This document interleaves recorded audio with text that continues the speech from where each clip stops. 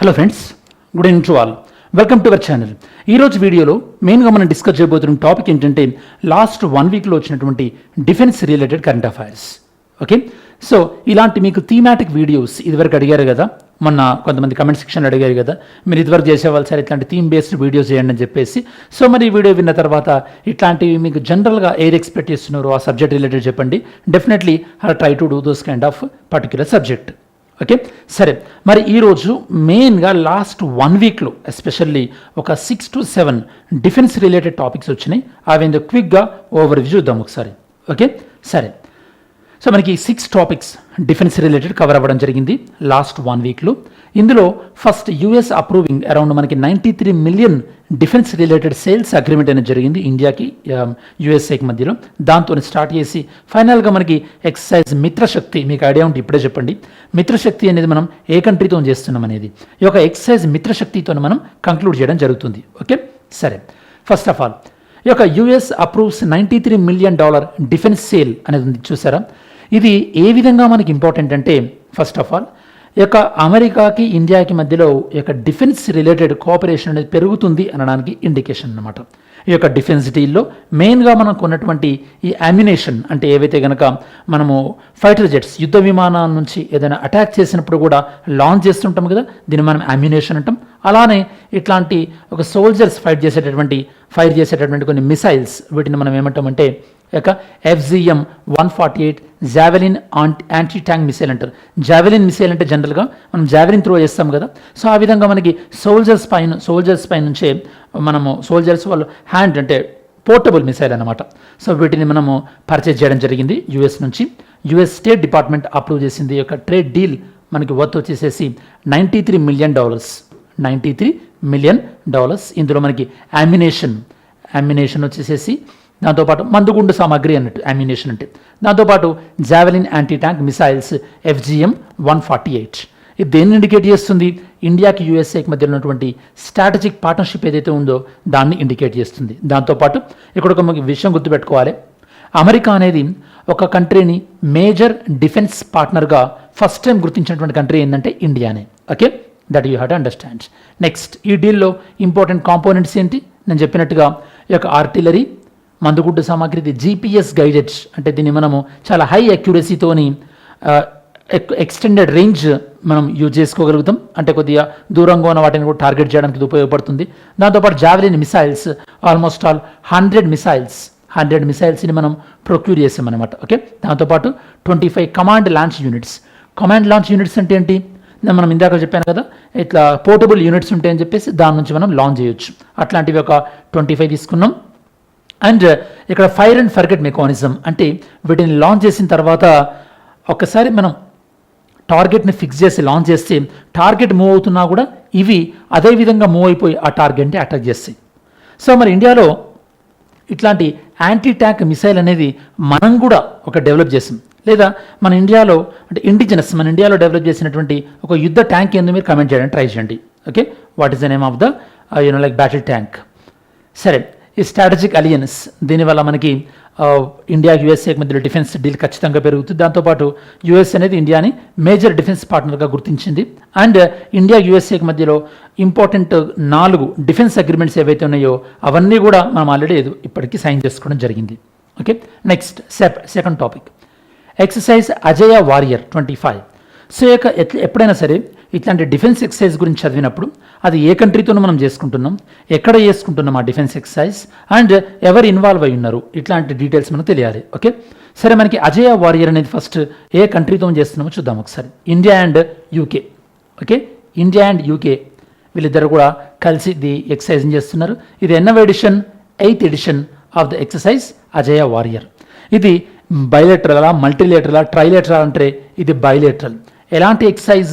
మిలిటరీయా, నేవీయా, air force అంటే military exercise. ఎవరెవరు కండక్ట్ చేస్తున్నారు? Indian army, British army. ఎప్పుడు స్టార్ట్ చేసుకున్నారు దీన్ని? 2011లో స్టార్ట్ చేసుకోవడం జరిగింది. ఓకే, సరే. ఇది అంటే కొన్ని ఈ యొక్క డిఫెన్స్ ఎక్సర్సైజ్ ఎలా అంటే ఆ 2 కంట్రీలు మాత్రమే చేయడం కాదు, యుఎన్, యునైటెడ్ నేషన్స్ ఆర్గనైజేషన్, యుఎన్లో కూడా కొన్ని మ్యాండేటెడ్ ఉంటాయి అన్నమాట. అంటే యుఎన్ కొన్ని కంట్రీస్ మధ్యలో, అంటే డిఫరెంట్ కంట్రీస్ మధ్యలో కోఆపరేషన్ని ప్రమోట్ చేయడం కోసం అని చెప్పేసి కొన్ని యుఎన్ మ్యాండేటెడ్ మిలిటరీ మిషన్స్ ఉంటాయి అన్నమాట. ఇది యుఎన్ మ్యాండేటెడ్ అనమాట. యుఎన్ మ్యాండేటెడ్ అందులో మనకి చాప్టర్ 7లో మనకి అంటే అర్బన్ టెర్రరిజాన్ని ఎలా కౌంటర్ చేయాలి, ఇట్లాంటి విషయాల్లో కంట్రీస్ టు కంట్రీస్ కోఆపరేట్ చేసుకోవాలంటున్నారు. ఆ కేటగిరీలో మనం ఈ యొక్క ఎక్సైజ్ని టేకప్ చేయడం జరిగింది. డేట్ 17 నుంచి 30 నవంబర్ వరకు కొనసాగుతాయి. అండ్ ఎక్కడ అనేది తెలియాలి మీకు ఇక్కడ. Okay, Rajasthan Mahajan field firing range, Rajasthan. సుమారుగా UK and India soldiers 240 members participate చేసే అవకాశం ఉంటుంది. ఇండియా నుంచి సీక్ రెజిమెంట్ ఇందులో పార్టిసిపేట్ చేస్తున్నారు. Okay, so this is about second one, exercise Ajeya warrior. Okay, next third one GSV and DRDO. మీకు డిఆర్డిఓ అంటే తెలుసు. ఓకే, మరి జిఎస్వి అంటే ఏంటి? ఇక్కడ గతిశక్తి విశ్వవిద్యాలయం. యాక్చువల్లీ గతిశక్తి విశ్వవిద్యాలయాన్ని మనం మెయిన్గా తీసుకొచ్చినటువంటి పర్పస్ ఏంటంటే, మన ఇండియాలో ఒక మనకి ఆత్మనిర్భర్ భారత్ అభియాన్ అంటే మేక్ ఇన్ ఇండియా మనం ప్రమోట్ చేయడానికి కోసం అని చెప్పేసి ఈ గతిశక్తి విశ్వవిద్యాలయాన్ని మనం ఎస్టాబ్లిష్ చేసుకోవడం జరిగింది. గతిశక్తి విశ్వవిద్యాలయం దాంతోపాటు డిఆర్డిఓ వీళ్ళిద్దరు కలిసి ఒక ఎంఓయూ చేసుకున్నారు. ఆ ఎంఓయూలో ఉన్నటువంటి కీ ఫోకస్డ్ ఏరియాస్ ఏందో మనం చూద్దాం ఒకసారి. ఓకే, ఇక్కడ ఎవరెవరి మధ్యలో ఎంఓయూ జరిగినాయి తెలియాలి మీకు. దాంతోపాటు డిఆర్డిఓ పాయింట్ ఆఫ్ వ్యూలో డిఆర్డిఓ ప్రజెంట్ చైర్మన్ ఎవరున్నారు, ఇట్లాంటి బేసిక్ ఇన్ఫర్మేషన్ ఐడియా ఉండాలి. ఓకే, సరే, వీళ్ళు చేసుకున్నటువంటి ఎంఓయూ దేనికి సంబంధించింది? స్మార్ట్ డిఫెన్స్ టెక్నాలజీని ఇంప్రూవ్ చేయడంలో. అండ్ వీళ్ళ ఫోకస్డ్ ఏరియా ఏంది? నెంబర్ 1 జాయింట్ R&D అంటే కలిసి రీసెర్చ్ చేయడం. ఏ విషయాల్లో రీసెర్చ్ చేయడం?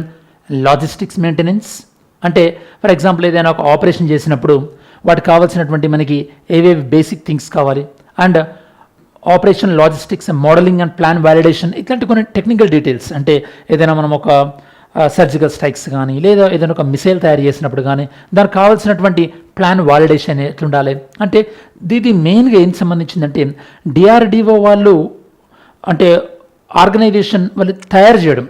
అదే గతిశక్తి విశ్వవిద్యాలయం వీళ్ళు ఏంటంటే వీళ్ళు ప్లాన్స్ ఇవ్వడం, దాంతోపాటు మేజర్ ఆబ్జెక్టివ్స్ అంటే మన ఇండియన్ గవర్నమెంట్కి కావాల్సినటువంటి ఆబ్జెక్టివ్స్ ప్రకారం డిఆర్డిఓ దగ్గర నుంచి వీళ్ళు తయారు చేయించుకుంటారు అన్నమాట. ఓకే, నేను మీకు ఇందాక చెప్పినట్టు దీని యొక్క మెయిన్ పర్పస్ ఏంది? ఆత్మనిర్భర్ భారత్ అండ్ మన డిఫెన్స్ రెడీ చేయడం. ఎందుకంటే మన ఇండియాకి రెండు వైపులా కూడా పాకిస్తాన్ అండ్ చైనా ఇవి రెండు కూడా న్యూక్లియర్ కంట్రీ కదా, మనం ఎప్పుడైనా సరే డిఫెన్స్ రెడీనెస్ని చూపెట్టాల్సిన అవసరం ఉంటుంది.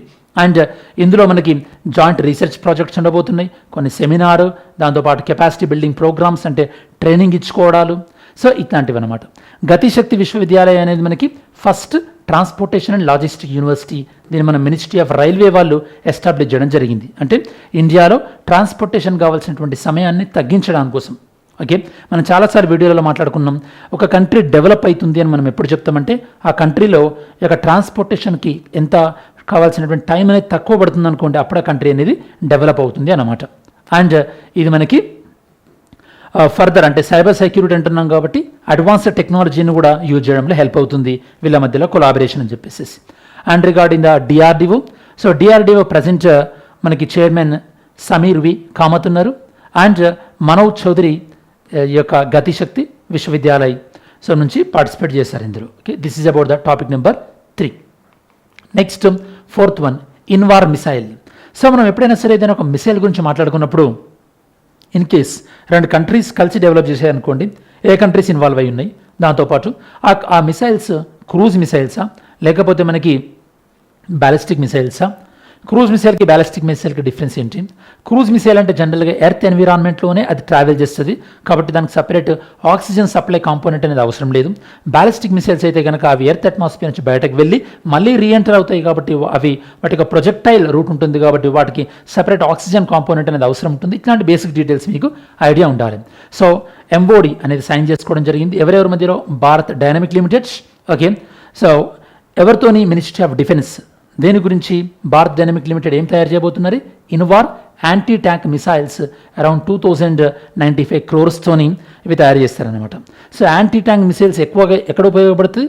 ఎస్పెషల్లీ మనకి ఇండియా పాకిస్తాన్ బార్డర్ దగ్గర ఇవి చాలా ఎఫెక్టివ్గా పనిచేసేటటువంటి అవకాశం ఉంటుంది.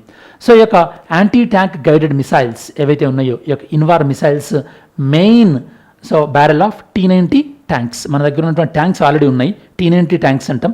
ఆ T90 ట్యాంక్స్ నుంచి ఈ యొక్క మిసైల్స్ని మనం లాంచ్ చేస్తుంటాయి అనమాట. ఇవి లాంగ్ రేంజ్ షార్ట్ రేంజ్ అంటే మీకు ఎగ్జామినేషన్ పాయింట్ ఆఫ్ వ్యూ తెలియాల్సింది. ఇవి long range precision strike against heavy equipment. And వీటిని ఫస్ట్ బిల్డ్ చేసింది రష్యా వాళ్ళు. దాని తర్వాత మనకి BDL యొక్క టెక్నాలజీ ట్రాన్స్ఫర్లో మనం తీసుకొని మనం మ్యానుఫ్యాక్చర్ చేసుకుంటున్నాం.